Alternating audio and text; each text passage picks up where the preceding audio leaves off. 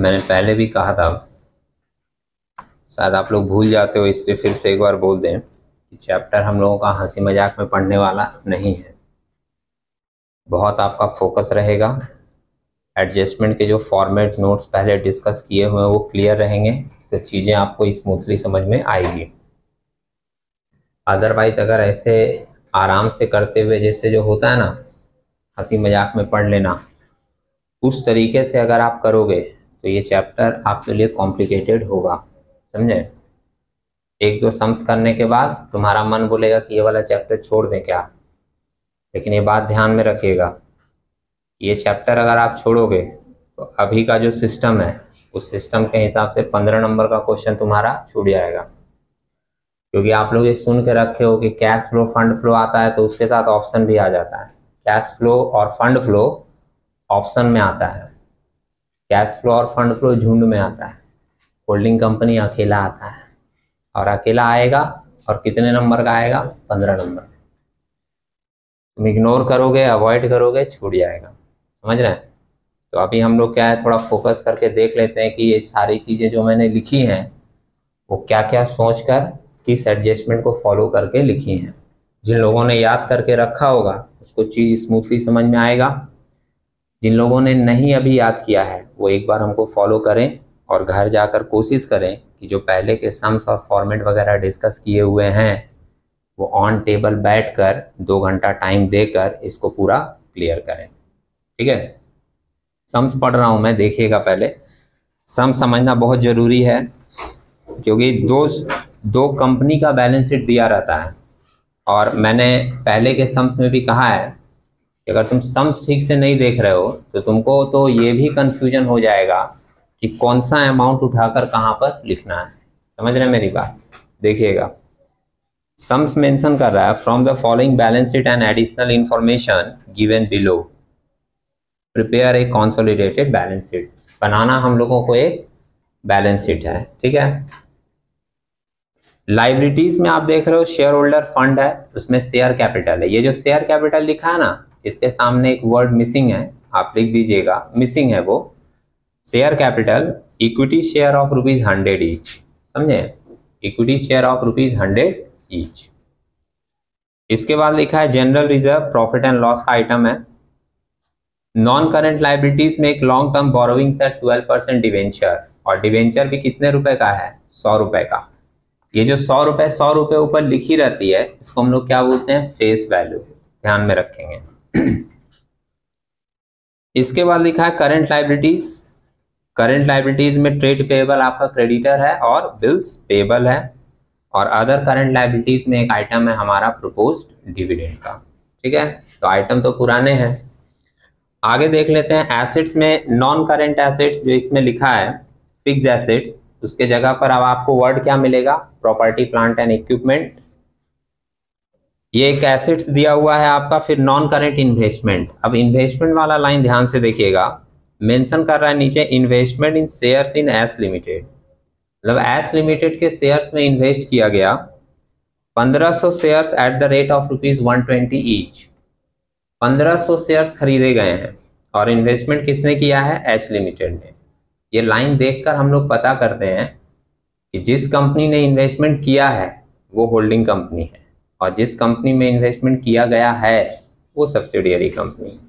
जैसे आप वर्ड देखकर नहीं डिसाइड कर लोगे कि एच लिमिटेड लिखा है तो होल्डिंग है, एस लिमिटेड लिखा है तो सब्सिडियरी है, नहीं। आपके सम्स में तो नाम भी दिए रहेंगे ना, तो हम लोग क्या देखते हैं, ये इन्वेस्टमेंट देखते हैं। जो इन्वेस्टमेंट करने वाला है वो होल्डिंग कंपनी होगा, और जिसमें इन्वेस्टमेंट किया गया है वो सब्सिडियरी कंपनी। और हमको दिख गया कितना शेयर्स खरीदा है, 1500 शेयर्स। आप नजर एक बार उठाओ बैलेंस शीट में, इधर नहीं, बैलेंस शीट में। बैलेंस शीट में नजर ऊपर उठाइए, देखिए share capital, share capital of 100 each. S limited का कितना दिया हुआ था, 2 लाख। 2 लाख को 100 से डिवाइड करोगे कितना आएगा, 2000।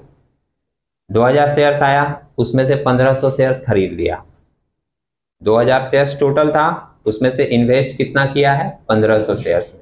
तो हमारा डिग्री ऑफ कंट्रोल जो हम लोग फर्स्ट लाइन लिखते हैं वो कैसे निकालते हैं, इसी को लेकर।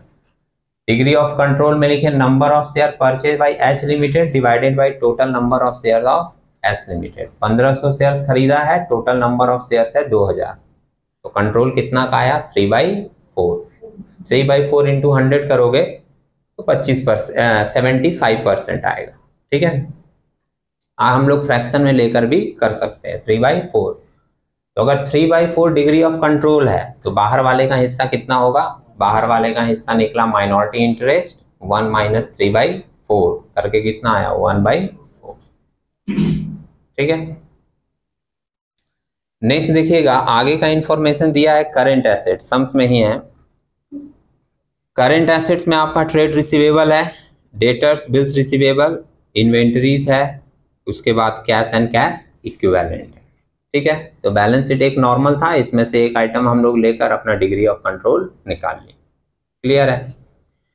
एडिशनल इंफॉर्मेशन देखिएगा क्या क्या मेंशन कर रहा है। सबसे पहला एडिशनल इंफॉर्मेशन बोल रहा है when H Limited acquired the share of S Limited, the general reserve and profit and loss of S Limited show a balance of rupees 30,000 and rupees 4,000 debit balance respectively।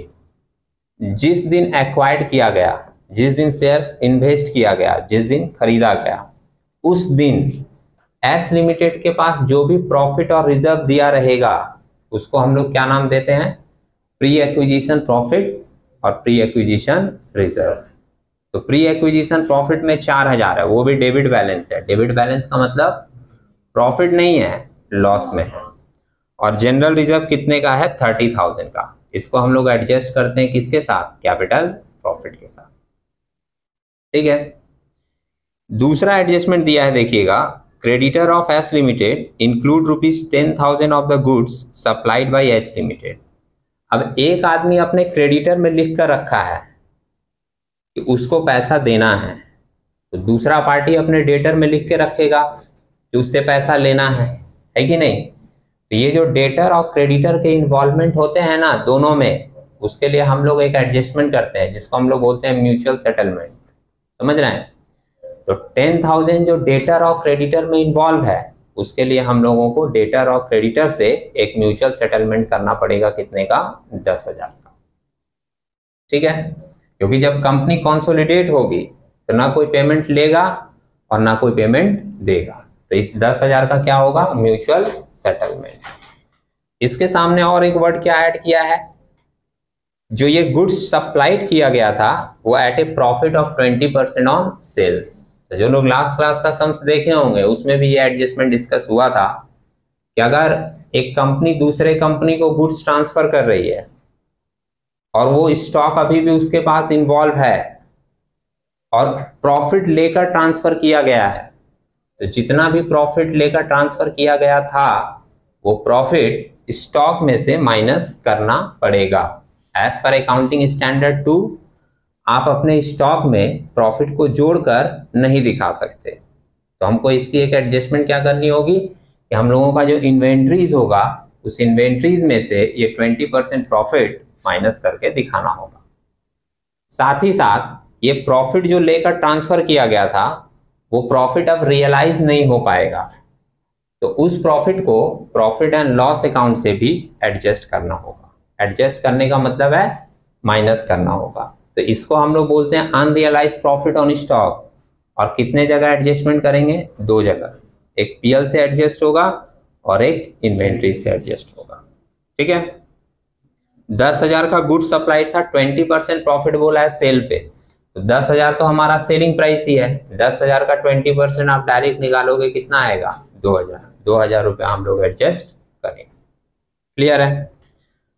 Third adjustment देखिएगा, third adjustment बोल रहा है the bills accepted by H limited are all in favour of S limited. जितना भी bill accept किया गया है H limited के द्वारा वो सारा का सारा एस लिमिटेड का है।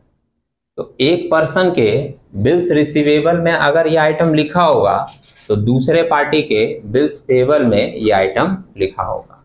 समझ रहे हैं। तो हम लोग जैसे डेटर्स और क्रेडिटर्स का म्यूचुअल सेटलमेंट करते हैं वैसे ही म्यूचुअल सेटलमेंट होगा किसका, बिल्स रिसीवेबल और बिल्स पेएबल का। तो आप एक बार ऊपर देखिएगा, बिल्स पेएबल आप देखोगे एस लिमिटेड का दिया हुआ है कितना, 8,000 दिखा। लायबिलिटी साइड में नीचे से तीसरा आइटम है, आपको दिखेगा बिल्स पेबल, एच लिमिटेड का कितना दिया है 8,000, वो पूरा का पूरा एच लिमिटेड के फेवर में। तो एच लिमिटेड का जो बिल्स रिसीवेबल होगा, आप एसेट्स में आओगे नीचे से तीसरा आइटम देखोगे, बिल्स रिसीवेबल एच लिमिटेड का कितना दिया है 10,000, दिखा। इस 10,000 में वो पूरा 8,000 इन्वॉल्व है, तो अभी 60,000 का क्या होगा, पूरा का पूरा सेटलमेंट किया जाएगा। तो इसको हम लोग किससे एडजस्ट करेंगे, बिल्स रिसीवेबल से और बिल्स पेबल से, ठीक है।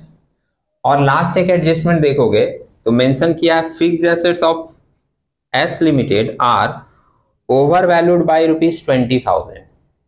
मतलब जिस समय एक्विजिशन हो रहा था, जिस समय एस लिमिटेड ने इन्वेस्टमेंट किया, उस समय सब्सिडियरी कंपनी का एसेट्स का पूरा वैल्यूएशन किया गया, और उस वैल्यूएशन में पता चला कि एस लिमिटेड का जो एसेट्स है, जितना वैल्यू दिखाया गया है वो 20,000 ज़्यादा दिखाया है।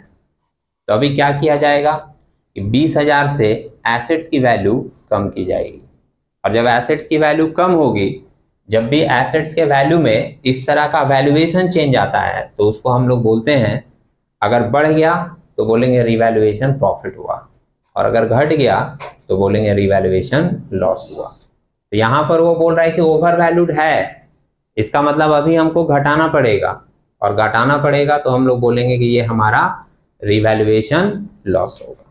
अब ये रिवैल्यूएशन लॉस भी दो जगह एडजस्ट होगा, एक आपका ये एडजस्ट होता है कैपिटल प्रॉफिट के साथ, और एक बार जब हम लोग fix assets, plant property and equipment दिखाएंगे तो वहां पर हमको ये 20,000 एडजस्ट करना पड़ेगा, ठीक है। ये तो हमने आपको समझाया।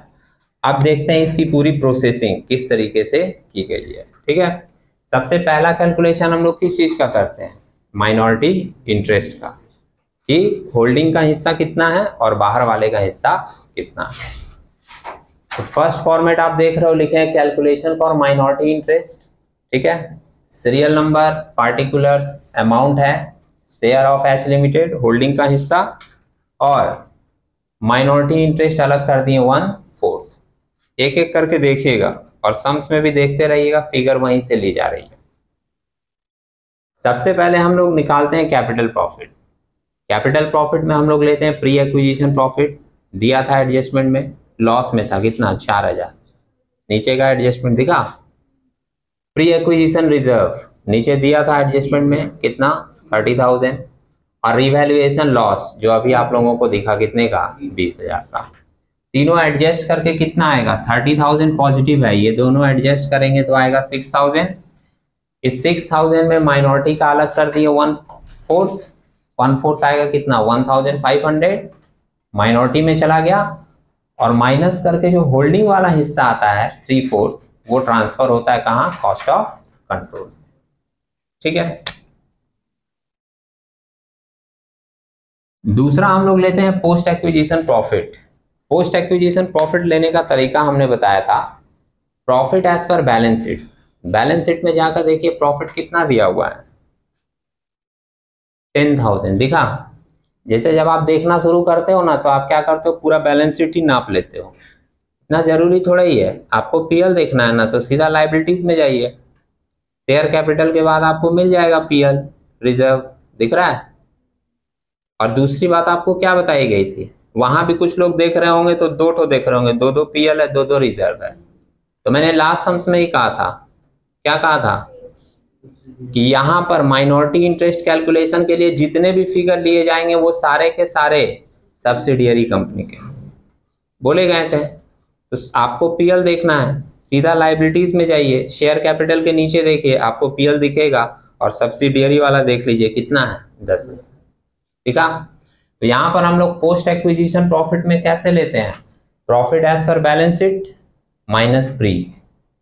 तो प्रॉफिट एज पर बैलेंस शीट 10,000 है, माइनस प्री का प्रॉफिट कितना है 4,000, माइनस में है, तो माइनस माइनस प्लस करके यहाँ 4,000 लिख दिए, कितना आ गया 14,000, ठीक है। लेकिन एक बात मैंने लास्ट क्लास वाले सम्स में कहा था, जब सारा फिगर निगेटिव में आ रहा था, जो लोग होंगे उनको ध्यान में होगा, मैंने कहा था कि ये जो प्लस माइनस वाला मैथमेटिकल थॉट है ना, वो आप यहाँ पर अप्लाई मत कीजिएगा, कभी कभी गलत भी हो जाएगी।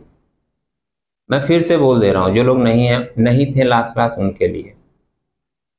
जैसे हम बोले 10,000 का प्रॉफिट है टोटल, उसमें से माइनस करना है प्री का, तो माइनस लिखे, और प्री का तो ऑलरेडी माइनस में है ना, तो माइनस और ये माइनस क्या हो गया प्लस। तो मैथ्स के हिसाब से तो हम प्लस 4,000 करके 14,000 लिख दिए, सही है, कोई दिक्कत नहीं है। लेकिन कभी कभी ये कॉन्सेप्ट वर्क नहीं करता, लास्ट क्लास के सम्स में हम लोगों ने देखा था। इसलिए आप इसको ना मैथमेटिकल थॉट में मत सोचिएगा, आप इसको अकाउंटिंग के थॉट में सोचिएगा। अब क्वेश्चन होगा अकाउंटिंग का थॉट क्या है, तो मेरे साथ एक बार सोच के देखो। 4,000 का लॉस था पहले, मतलब मेरा एक फंड है प्रॉफिट का जो दिखा रहा है कि 4,000 का लॉस था पिछले साल, और इस साल के अंत में उसमें दिखा रहा है कि 10,000 का प्रॉफिट है। वो इंडिकेट कर रहा है कि इस साल हमने कितना प्रॉफिट कमाया। इस साल हमने 10,000 प्रॉफिट नहीं कमाया होगा, पहले तो हम लोग प्रॉफिट कमा के वो 4,000 का भरपाई किए होंगे, और उसके बाद और 10,000 प्रॉफिट कमाए होंगे, तब ना हमारा फंड में दिखा रहा है कि 10,000 का प्रॉफिट है। समझ रहे हैं मेरी बात? तो इसका मतलब अगर इस साल हम लोग सोचें तो इस साल हम लोग टोटल प्रॉफिट कितना कमाए होंगे? 14,000। समझ रहे हैं? 14,000 कमाए होंगे, तभी वो 4,000 का लॉस भर के 10,000 का प्रॉफिट मेरे फंड में दिखा रहा है। समझे? तो जब भी इस तरीके का थॉट आएगा ना, तो आप कॉन्सेप्चुअल अकाउंटिंग वाला थॉट अप्लाई कीजिएगा, क्योंकि प्लस माइनस का कैलकुलेशन कभी कभी क्या करेगा, आपको प्रॉब्लम में डाल देगा। तुम बोलोगे ऐसे भी तो 14 आ रहा है, वैसे भी तो 14 आ रहा है, लेकिन लास्ट क्लास वाले सम्स में जो लोग थे वो लोग देखे होंगे जिसमें सारा फिगर माइनस माइनस में आ रहा था, तो कहीं कहीं ये मैथ्स वाला तरीका वहां पे वर्क नहीं कर रहा था, वहां आपको कॉन्सेप्चुअली ही सोचना पड़ेगा। समझ रहे हैं? आप जैसे ही अकाउंट्स लिए, आपको समझ जाना चाहिए कि हमको लंबा प्रोसेस में काम करना है। जैसे कोई बच्चा बोलते हैं सर छोटा छोटा वीडियो बनाइए, उसमें मजा आता है। मजा लेने के लिए पढ़ना है, कि तुमको पढ़ना है, और जब पढ़ना है तो कुछ चीजें होती है जहाँ पे सीरियस वर्क ही होता है। समझ रहे हैं? मजा लेके नहीं होता है, सीरियस वर्क ही करना पड़ता है। वहां पर कोई क्विक कैलकुलेशन नहीं दिखाया जाता, कोई एरिया होता है जो वास्ट होता है, जिसमें वक्त लगता है। समझ रहे हैं? जैसे होल्डिंग कंपनी एक वास्ट एरिया है, आपको पूरा टाइम देकर वो चीज करना पड़ेगा। अमलगमेशन एब्जॉर्प्शन एक वास्ट एरिया होता है किसी भी कंपनी के लिए, वो खेला थोड़ी होता है, रील्स थोड़ी बनाना है। समझ रहे हैं मेरी बात? इसमें टाइम लगता है, आपको टाइम देके वो चीज सीखना पड़ेगा। ठीक है, अच्छा आगे देख लेते हैं हम लोग। तो ये हमारा 14,000 का प्रॉफिट आया, इसमें लेस करेंगे माइनॉरिटी इंटरेस्ट 1/4, कितना आया 3,500 निकाल कर, ये माइनॉरिटी में चला गया, और होल्डिंग वाला हिस्सा चला जाता है कहाँ? Consolidated PL. ठीक है, उसके बाद नंबर 3 लिखे पोस्ट एक्विजिशन रिजर्व।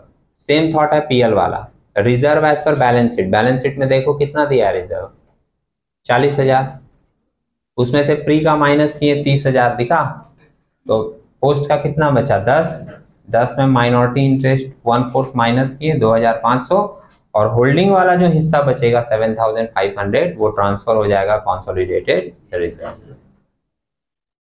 इसके बाद नंबर 4 लेते हैं share capital of subsidiary company. Share capital दिया हुआ है कितना 2 लाख, इसमें लेस किए माइनॉरिटी इंटरेस्ट 1/4 50,000, माइनॉरिटी में गया, और जो होल्डिंग वाला हिस्सा है 1,50,000 वो ट्रांसफर हो जाता है कॉस्ट ऑफ कंट्रोल में। ये मैंने यहाँ पर लिखा नहीं है, ये लिख लीजिएगा आप लोग, कहाँ ट्रांसफर हो जाता है? Transfer to cost of control. ठीक है, इसके बाद इस सम्स में एक और आइटम था, propose dividend of S limited. देखिएगा आप लोग, लाइबिलिटीज में एकदम लास्ट में दिया है प्रपोज डिविडेंड, दिखा एस लिमिटेड का कितना दिया है 20,000, लेस कर दिए माइनॉरिटी इंटरेस्ट 1/4 5,000 आएगा, माइनॉरिटी में गया, और होल्डिंग वाला जो हिस्सा बचेगा 15,000 वो ट्रांसफर हो जाता है कंसोलिडेटेड प्रॉफिट एंड लॉस में। और जितना भी माइनॉरिटी इंटरेस्ट आया ये जोड़कर 1,500 प्लस 3,500 कितना होगा 5,000, 5 और 2 7,500 प्लस 50,000 57,500, प्लस 5,000 कितना आएगा 62,500। ये टोटल ऐड करके हम लोग ट्रांसफर कर देंगे डायरेक्ट बैलेंस शीट में। बैलेंस शीट के लायबिलिटी साइड में माइनॉरिटी इंटरेस्ट आपको दिखाना। क्लियर है? अभी हम लोग सिर्फ एक कैलकुलेशन किए फर्स्ट, अब आ रहे हैं सेकंड कैलकुलेशन। सेकंड कैलकुलेशन हम लोग करते हैं कॉस्ट ऑफ कंट्रोल का, जिसमें हम लोग फाइंड आउट करते हैं गुडविल या कैपिटल रिजर्व। ठीक है, थक गए होगे लेकिन कोई उपाय नहीं है, सुनना ही पड़ेगा। अगर बोर हो रहे होगे तब भी सुनना पड़ेगा। सुनिए कॉस्ट ऑफ कंट्रोल, क्योंकि मैंने पहले ही कहा है या तो तुम सोच लो 15 नंबर छोड़ देंगे और या तो आप बोर होके करो। समझ रहे मेरी बात? सुनिए सेकेंड पॉइंट लिखे cost of control. Cost of control में हम लोग क्या लेते हैं? सबसे पहले cost of investment in equity share of S limited. आपके बैलेंस शीट में दिया हुआ था, एसेट साइड में दिखा कितने का, 1,80,000 का। उसी के नीचे दिया था cost of investment in debenture of S limited, कितने का दिया हुआ है 36,000। ऐड करके आया 2,16,000। इसमें हम लोग लेस करते हैं capital profit of S limited share of H limited. कहां पर मिला था? ये दिख रहा है कैपिटल प्रॉफिट का transfer to cost of control 4,500। Less करते हैं face value of share investment, ये आपको यहां पर मिला था, दिखा transfer to cost of control 1.5 lakh. और इसमें लेस करते हैं face value of debenture investment, ये आपको सम्स में मिलेगा। सम्स में जाकर देखिए, इन्वेस्टमेंट में देखना एसेट्स के बीचों बीच लिखा था कि 400 डिवेंचर में इन्वेस्टमेंट किया गया है, दिखा। और लाइबिलिटी साइड में जाकर देखिएगा डिवेंचर का फेस वैल्यू था 100 रुपया, मिला। तो 400 डिवेंचर है और 100 रुपया करके फेस वैल्यू है, तो कितना आ जाएगा फेस वैल्यू? 40,000, है ना। फिर ये तीनों को ऐड किए, ऐड करके आया वैल्यू 194,500। और इस 2,16,000 में 194,500 माइनस किए तो वैल्यू आया 21,500। और ये वैल्यू पॉजिटिव में आ रहा है, इसलिए हम लोग इसको नाम दिए गुडविल। नेगेटिव में आता हम लोग नाम देते हैं कैपिटल रिजर्व। ठीक है, ये सब बातें याद रहेंगी। क्या क्या एडजस्टमेंट लिखना है ये ध्यान में नहीं रहता है ना, कि किसके बाद कौन सा एडजस्टमेंट फॉलो होगा। ये सब जो बात है, जो मजेदार बात होता है, जिसको पूर्णाहुति बोलते हैं, कि सब आदमी सोया हुआ है और लास्ट में जैसे ही बोलते हैं ना स्वाहा, उठा कर डाल दो, हाँ स्वाहा, उस समय सबका ध्यान खुल जाता है कि पॉजिटिव होगा तो गुडविल, नेगेटिव होगा तो कैपिटल रिजर्व। लेकिन शुरू से क्या क्या एडजस्टमेंट फॉलो है, एक दो लोगों के अलावा किसी की लिपसिंग तक नहीं हो रही है कि इसके बाद ये आइटम लिया जाएगा। समझ रहे हैं? आज चौथा क्लास पढ़ रहे हैं हम लोग, चलिए कोई बात नहीं है, अच्छा है, कुछ तो सीख रहे हो ना। ठीक, तो ये निकल गया। अब तीसरा कैलकुलेशन हम लोगों का होता है कंसोलिडेटेड पीएल और कंसोलिडेटेड रिजर्व का। ठीक है, इसके लिए मैं एक बात बता दूं पहले, जो फॉर्मेट लिखा हुआ था, जो फॉर्मेट मैंने डिस्कस किया था फर्स्ट क्लास, उसमें ये दोनों अलग अलग था। मैंने कहा था एडजस्टमेंट अलग अलग करो, लेकिन तुम देख रहे हो कि कैलकुलेशन कितना लंबा हो रहा है और टाइम कितना कंज्यूम होगा। तो एग्जाम में हम लोगों को समय को भी ध्यान में रखना पड़ता है। तो हम लोग क्या कर रहे हैं, कंसोलिडेटेड पीएल और रिजर्व का एडजस्टमेंट एक साथ कर दे रहे हैं। समझ रहे हो? 3rd नंबर चार्ट और 4 नंबर चार्ट को एक साथ मिला के दो अलग अलग कॉलम बना लिए। कंसोलिडेटेड पीएल ये है और कंसोलिडेटेड रिजर्व ये है। सबसे पहले हम लोग इसमें फिगर लेते हैं, profit and reserve of S limited as पर बैलेंस शीट। बैलेंस शीट में देखिए एस लिमिटेड का प्रॉफिट दिया है 30,000 और रिजर्व दिया है 60,000 सॉरी, दिखा, ले लिए। इसमें हम लोग ऐड करते हैं post acquisition profit and post acquisition reserve. और ये पोस्ट एक्विजिशन वाला कहां से मिलेगा, दिख रहा है आपको, post acquisition profit transfer to consolidated PL 10,500, दिखा। और रिजर्व का ट्रांसफर टू कंसोलिडेटेड रिजर्व 7,500, दिखा। तो ये हम लोग 10,500 और 7,500 ले लिए। इसके बाद ऐड इसमें कर रहे हैं proposed dividend of H limited, share of H limited. ये आपको कहां मिल रहा है, लास्ट आइटम, दिखा, proposed dividend of H limited, share of H limited transfer to consolidated PL 15,000 है।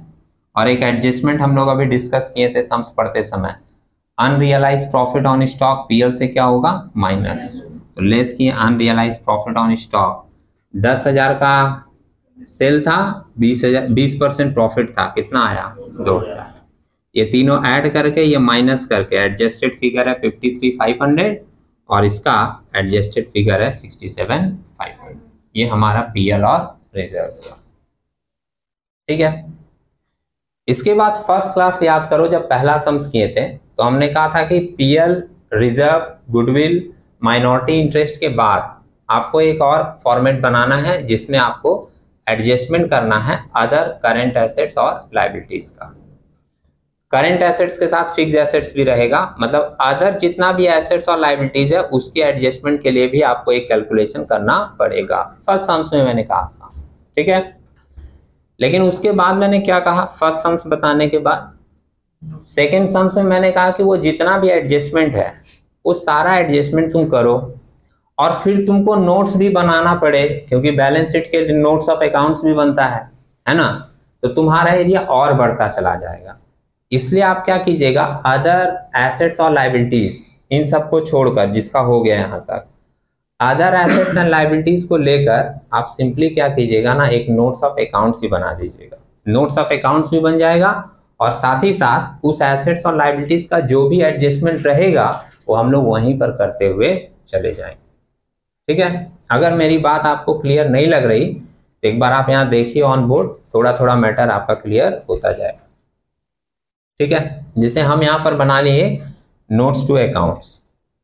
पहला नंबर नोट हम लिख दिए शेयर कैपिटल का, तो ऑथोराइज इशूड सब्सक्राइब, इसमें सब एक ही है। सब्सिडियरी वाला एडजस्टमेंट इधर हो गया था, तो हम लोग होल्डिंग वाला सिर्फ लेंगे, और होल्डिंग वाला कितना था 5 लाख। 100 से डिवाइड करोगे तो 5,000 शेयर्स होगा, 5,000 इक्विटी शेयर्स ऑफ 100 ईच, कितने का 5 लाख, ठीक है। बैलेंस शीट बनाइएगा, शेयर कैपिटल डायरेक्ट उसमें लिख दीजिएगा, कितना 5 लाख। दूसरा यहाँ देखो, थोड़ा इधर दिखने में असुविधा होगा, मैं बोल रहा हूं, फॉलो कीजिएगा, मिल जाएगा फिगर, ठीक है। दूसरा हम लोग ले रहे हैं reserve and surplus. Reserve and surplus में क्या लेते हैं, पीएल, जनरल रिजर्व। आपका ये फिगर आया था पीएल का, दिख रहा है एडजस्टेड 53,500 और रिजर्व का कितना आया था 67,500। तो ये दोनों ले लिए, दोनों ऐड करके कितना आ गया 1,21,000। अगर आपका गुडविल के जगह कैपिटल रिजर्व होता तो वो भी वहीं पर ले लिया जाता, क्लियर है। तीसरा हम लोग ले लिए ट्रेड पेएबल। अब ट्रेड पेएबल जो लिए उसमें 2 आइटम है सम्स में, क्रेडिटर दिया, बिल्स पेएबल दिए। तो क्रेडिटर लिए, दोनों का लेना है मिलाकर, ये कंसोलिडेटेड बनेगा मिलाकर। एच लिमिटेड का भी लिए, एस का भी लिए। ये फिगर अब बैलेंस शीट से लिया जा रहा है, ठीक है। आप लोग बैलेंस शीट में नजर डाल के देखते रहना, वहीं से फिगर मैंने लिया है। 40 और 25 65 हुआ। बिल्स पेएबल, बिल्स पेएबल में हम लोग ले रहे हैं कितने, अच्छा एक यहाँ पर एडजस्टमेंट और होगा, जो एडजस्टमेंट मैंने यहाँ पर किया नहीं है।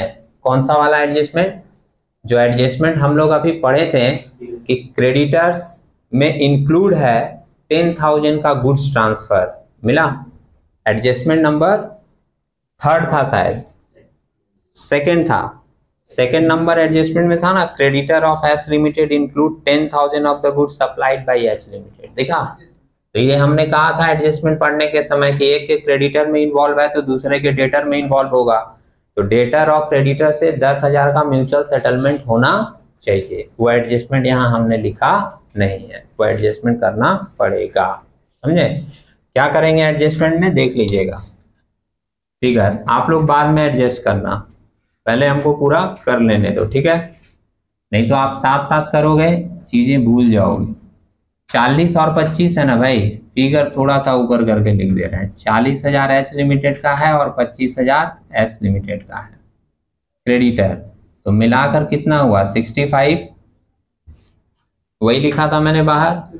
बस इसमें हम एक लेस कर देंगे, क्या लेस कर देंगे, म्यूचुअल सेटलमेंट या म्यूचुअल डेब्ट। म्यूचुअल डेब्ट कितने का 10,000 का, और ये एडजस्ट करके बाहर फिगर चला जाएगा 55,000, क्लियर है। 65,000 में बस 10,000 माइनस कर दिए, कितना आ गया 55। अब बिल्स पेबल देखो, एच लिमिटेड का सम्स में दिया था 12,000 और एस का दिया था कितना 8,000, जोड़कर कितना आएगा 20,000। लेकिन इसमें भी लिखा था कि bills payable all in favour of S limited, है ना। तो 8,000 का म्यूचुअल सेटलमेंट इसमें किए, तो 20 में 8 चला गया, कितना बचा 12। अब ये दोनों मिलाकर कितना आ जाएगा हमारा 67,000। ठीक है, क्रेडिटर वाला एडजस्टमेंट है, छूट गया था, फिर से कर लिए। आगे देखिए, अब हम लोग ले रहे हैं एसेट्स का फिगर। तो फिक्स एसेट्स के जगह प्रॉपर्टी प्लांट एंड इक्विपमेंट लिख दिए। एच लिमिटेड का देख लो, बैलेंस शीट में दिया कितना 3,50,000 और एस लिमिटेड का दिया है कितना 3,20,000। ठीक है, ऐड करके आया हमारा कितना 6,70,000। इसमें लेस होगा रिवैल्यूएशन लॉस 20,000 का, तो लेस करके कितना आया 6,50,000। ठीक है, ट्रेड रिसीवेबल, ट्रेड रिसीवेबल में डेटर ले लिए एच लिमिटेड और एस लिमिटेड का। फिगर देखिएगा बैलेंस शीट में 60,000 और 30,000 दिया है ना, तो वो 10,000 वाला एडजस्टमेंट यहाँ भी होगा। कौन सा वाला, जो अभी ऊपर क्रेडिटर में किए, क्योंकि क्रेडिटर में एडजस्ट हुआ है तो नीचे डेटर में भी एडजस्ट होगा। तो ये हमारा जो 90 आ रहा है ना, 60 और 30 मिलाकर कितना आ रहा है 90, है ना। इस 90 में हम लोग क्या करेंगे, लेस कर देंगे म्यूचुअल डेप्ट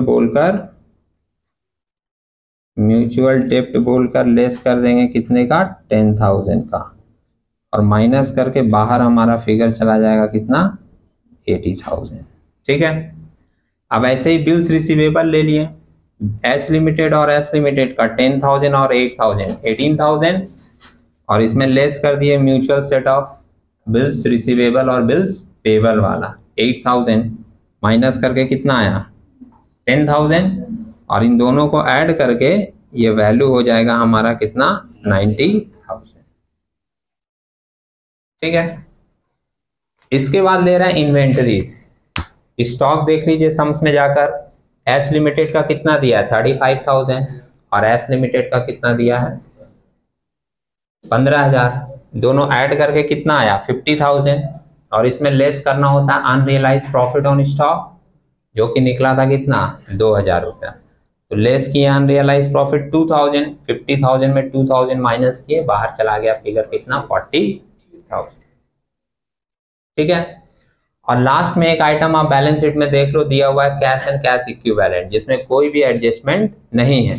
तो एच लिमिटेड का कैश दिया था 11,000 और एस लिमिटेड का कैश दिया था कितना 30,000, दोनों को ऐड करके ले लिए कितना 41,000। लास्ट में फिगर है, दिख नहीं रहा होगा तो बैलेंस शीट में देख लीजिए, कैश का कितना कितना दिया है 11,000 और 30,000, वही जोड़कर वहां लिखे हैं कितना 41,000। ये तो हमने आपके सामने पूरा वर्किंग और नोट्स ऑफ अकाउंट्स किया, लेकिन सम्स अभी तक कंप्लीट नहीं हुआ है, क्योंकि सम्स में हम लोगों को बनाना क्या है कंसोलिडेटेड बैलेंस शीट। तो उसके बारे में आप लोग सुन लीजिए, थोड़ा वर्क आप भी कीजिएगा, इसी बहाने कम से कम एक बार सम्स को देखोगे शुरू से, है ना। क्या करना है आपको, सबसे पहले हेडिंग लिखना है। हेडिंग किस तरीके का रहेगा, consolidated balance sheet of H limited with subsidiary company S limited as पर part 1 schedule 3 of the companies act 2013, ये पूरी हेडिंग होगी। उसके बाद नीचे लिखेंगे एज ऑन, सम्स में जो डेट रहेगा वो डेट देंगे। उसके बाद अपना बैलेंस शीट का फॉर्मेट फॉलो करके पूरा बैलेंस शीट बना लेंगे। मैं आपको एक बार रफली दिखा देता हूं कि हमारा बैलेंस शीट मैच कर रहा है या नहीं। ठीक है, आप लोग देखिएगा थोड़ा सा, यहां पर मैं लायबिलिटीज लिख रहा हूं, लायबिलिटीज के हमारे क्या क्या फिगर हैं, आप लोग भी चाहो तो बोल सकते हो। लायबिलिटीज में हम लोग सबसे पहले शेयर कैपिटल लिखेंगे, है ना। नोट नंबर 1 में आपका शेयर कैपिटल निकला है 5 लाख का, दिखा। बी में हम लोग लेते हैं रिजर्व एंड सरप्लस, रिजर्व आपका निकला था यहाँ 1,21,000 का, दिखा, है ना।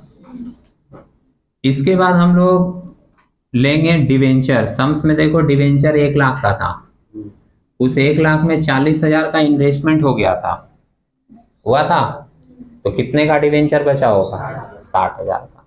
ठीक है, उसके बाद अपने बैलेंस शीट में देखिए डिवेंचर के बाद क्या है, ट्रेड पेएबल है। तो ट्रेड पेएबल तो हम लोग नोट में यहाँ पर निकाले हैं ना ट्रेड पेएबल, तो ट्रेड पेएबल यहाँ लिख दे रहे हैं कितना, 67,000 का। ठीक है, और देखिए आपको लास्ट में प्रपोज डिविडेंड मिलेगा लायबिलिटी साइड में। तो जो डिविडेंड का एडजस्टमेंट हुआ था वो सब्सिडियरी कंपनी का हुआ था 20,000, दिख रहा है। जो होल्डिंग वाला होगा, होल्डिंग का दिया हुआ है 40,000, दिख रहा है। तो वो 40,000 बचा है वो लेंगे, और एक हम लोग लाइबिलिटीज में लेंगे ये माइनॉरिटी इंटरेस्ट जो निकाले थे ना 62,500, दिख रहा है, ये हम लोग एक लेंगे लाइबिलिटीज में। ठीक है, 62,500 माइनॉरिटी इंटरेस्ट का। अब इसको एक बार टोटल करके देखिए कितना आ रहा है, 850,500। कोई और भी चेक कर लो।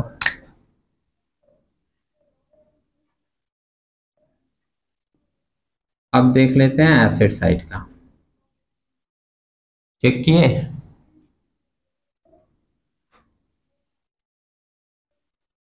सही है, 8,50,500। ठीक है, अब एसेट साइड में देखो प्रॉपर्टी प्लांट एंड इक्विपमेंट 6,50,000 है, दिख रहा है नोट्स में 4 नंबर।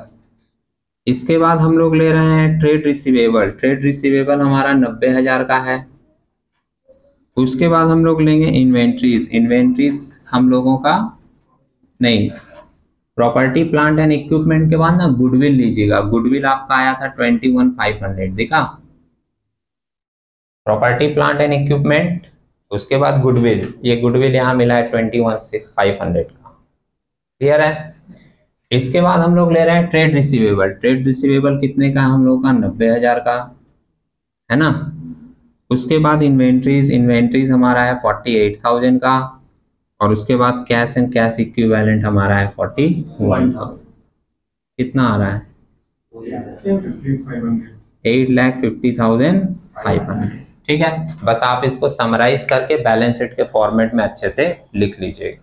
ठीक है, ओके। कैलकुलेशन में और कोई डाउट हो तो एक बार पूछ लो, मैं फिर से बता दूंगा। अगर किसी एडजस्टमेंट में या नीचे जो एडिशनल इंफॉर्मेशन में दिया है उसमें कोई डाउट हो तो एक बार फिर से पूछ लीजिए, मैं फिर से उसको रिपीट कर दूंगा। ठीक है, देख लो 2 मिनट। Thank you.